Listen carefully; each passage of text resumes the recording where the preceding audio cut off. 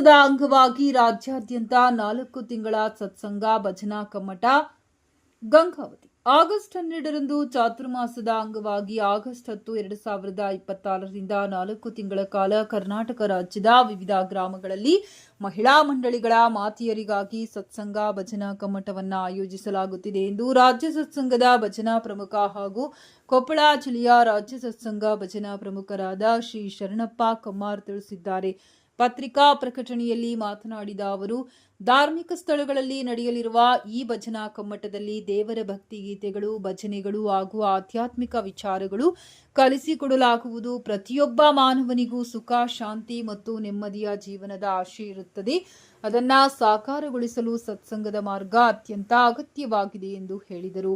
360 ಕೋಟಿ ಜೀವಿಗಳಲ್ಲಿ ಮಾನವ ಜನ್ಮವೇ ಶ್ರೇಷ್ಠವಾದುದು.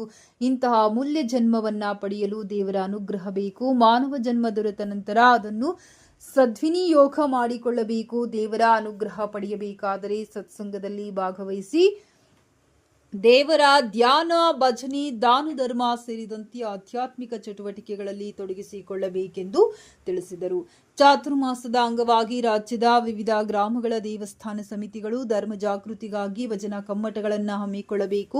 ಈ ಜ್ಞಾನ ಯಜ್ಞ ಕಾರ್ಯಕ್ರಮವನ್ನು ತಮ್ಮ ತಂದೆ ತಾಯಿಯರ ಸ್ಮರಣಾರ್ಥ ಹಾಗೂ ಗುರು ಹಿರಿಯರ ಆಶೀರ್ವಾದದೊಂದಿಗೆ ಆಯೋಜಿಸಲು ಆಸಕ್ತ ಭಕ್ತರು ಸಂಪರ್ಕಿಸಬಹುದು ಎಂದು ಅವರು ಮನವಿ ಮಾಡಿದ್ದಾರೆ.